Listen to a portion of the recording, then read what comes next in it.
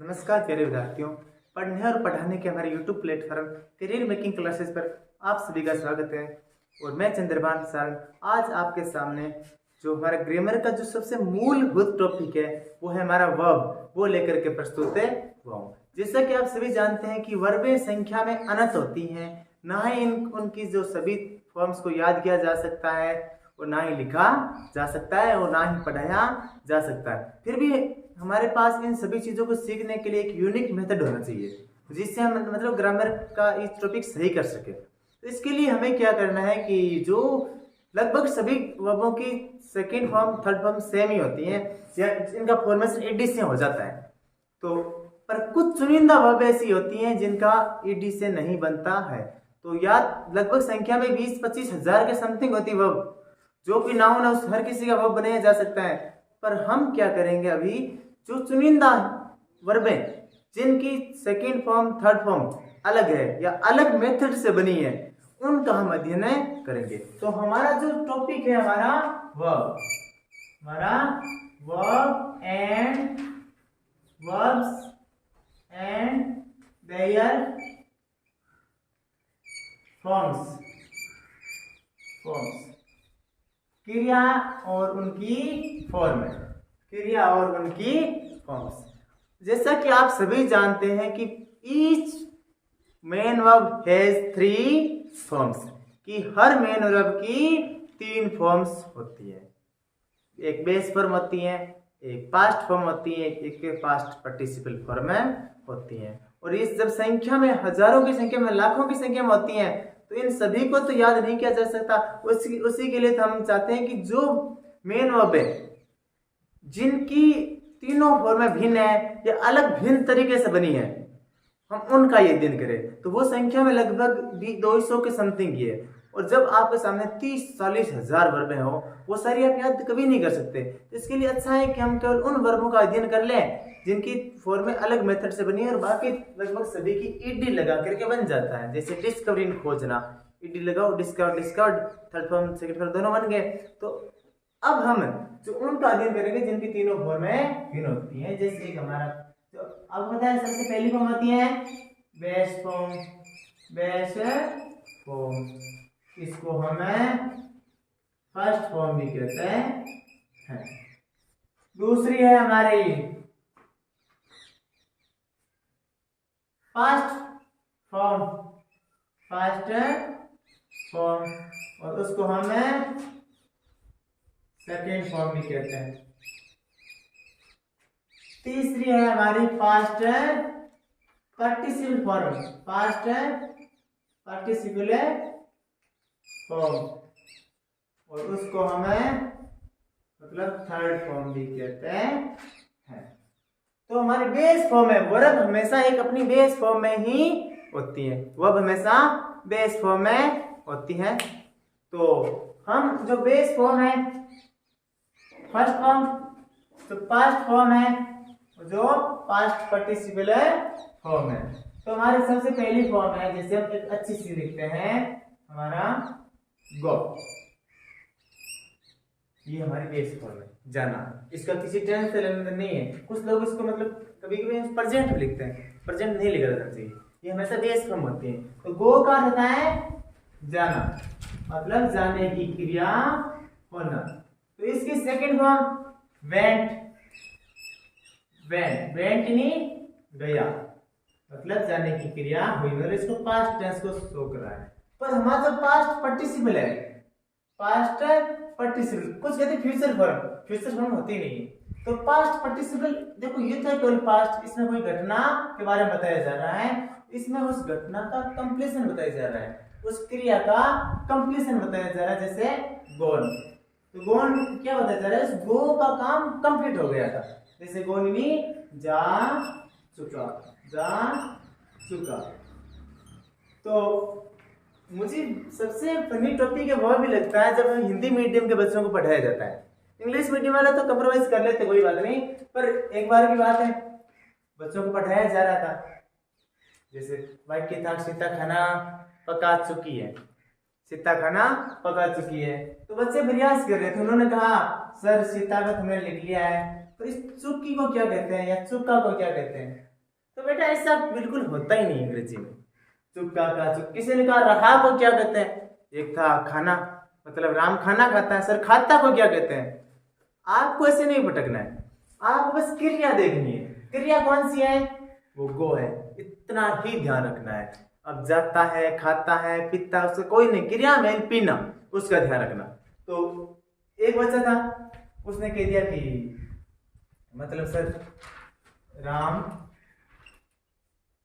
घर सजाता है, सजाता है। सर सजा का तो पता है, सजा में पनिशमेंट होता है, का पता नहीं है।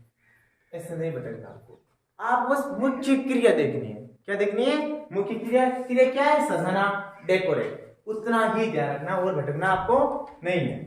तो दूसरी क्रिया हम ले लेते हैं कम। कम यानी आना, आना।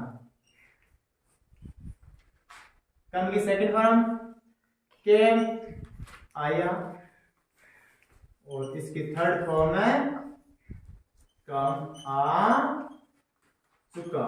अब इसमें आ चुका का अलग से कुछ नहीं, आप ऐसा ना समझें कि इसका अलग से मीनिंग होगा आ चुका। आ चुका कभी नहीं होगा, ये उसके साथ ही आती है।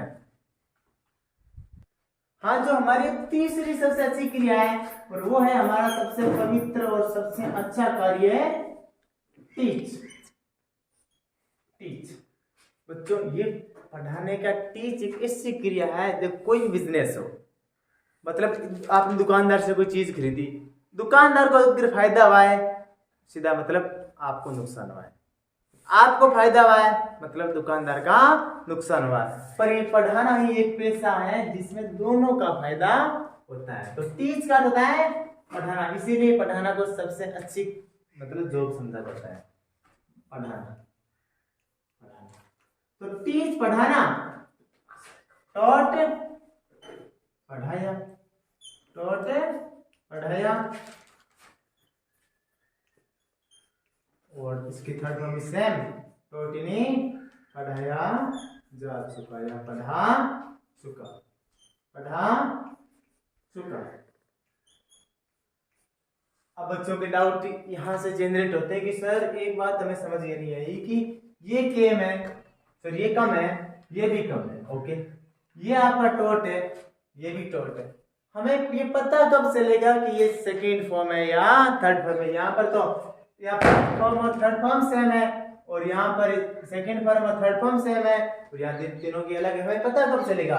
तो बच्चों जब है ना आपके मतलब थर्ड कोई सेकेंड या थर्ड फॉर्म में से एक हो, या उसके साथ हेल्पिंग वर्ब जुड़ी हो ना, हेल्पिंग वर्ब जैसे हेव, मतलब हेव जुड़ा हुआ हो, हेव से रिलेटेड, हेज या पेशी हो, इसमें इस बात पर जो भी जुड़ी हुई हो, तब वो हमेशा थर्ड फॉर्म होती है। और सेकेंड फॉर्म अपने साथ कभी भी हेल्पिंग वर्ब नहीं लेती है। जब भी सेकेंड फॉर्म के साथ हेल्पिंग वर्ब होगी तब बस हमेशा फर्स्ट फॉर्म में चेंज हो जाएगी। जैसे आपका डिड के साथ मतलब डिड जब आता है पास्ट सिंपल में, तो जो वर्ब की फॉर्म है उसको फर्स्ट बना देता है। तो अगली जो हमारी क्रिया है मुख्य सबसे है, और वो है उससे भी पवित्र धंधा, ये हमारा रीड। रीड यानी पढ़ना, मतलब जब कोई पढ़ने वाला नहीं होगा तो पढ़ाने वाला कैसे पढ़ाएगा? रीड यानी पढ़ना। तो और रीड, रेड, इसको रेड कहते हैं। रीड यानी पढ़ा, और रेड पढ़ चुका, पढ़ चुका, पढ़ चुका। अब कभी चुका का अलग से मत ढूंढ लेना। अब आप आना की आया के अलग से मत ढूंढ लेना, गया के अलग से मत ढूंढ लेना, बस आपको वर्ब की फॉर्म का ही ध्यान रखना है। अगला हमारा सबसे अच्छा है, जो नेक्स्ट है वो है राइट। राइट लिखना। तो राइट इन क्या होता है? लिखना।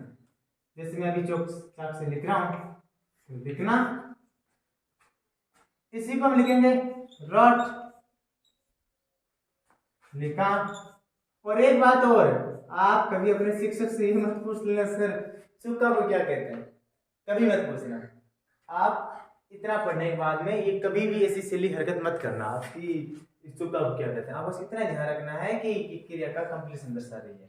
चुका का इंग्लिश ट्रांसलेशन करते समय हिंदी का आपको चुका का अलग से कुछ नहीं बनाना है, बस उसके लिए आपको थर्ड फॉर्म का प्रयोग कर देना है हेल्पिंग वर्ब के साथ। तो राइट, रॉट, रिटन, कुछ इसको राइटन बोलते हैं, राइटन एक्चुअली में कभी नहीं होता। तो राइट, रॉट, रिटन।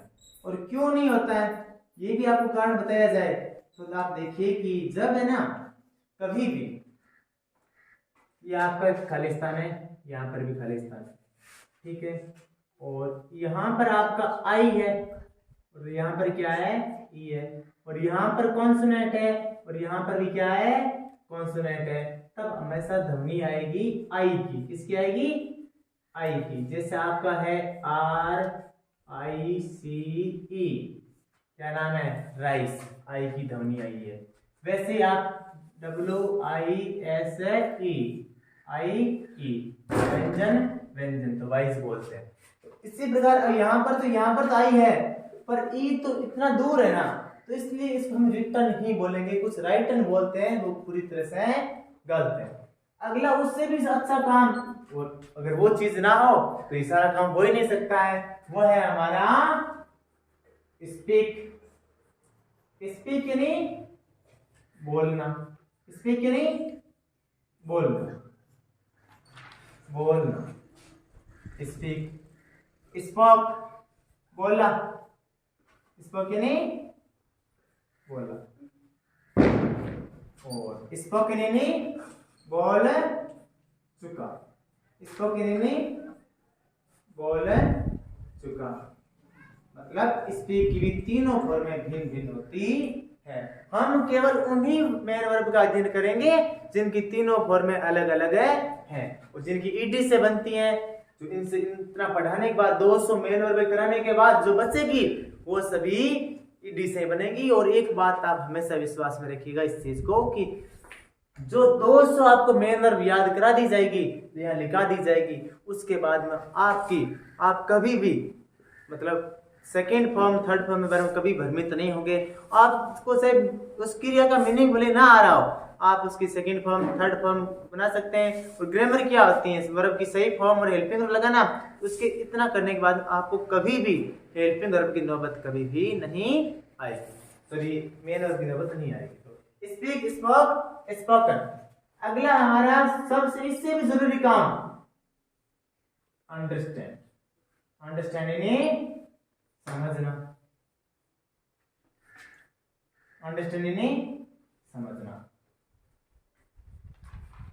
समझना।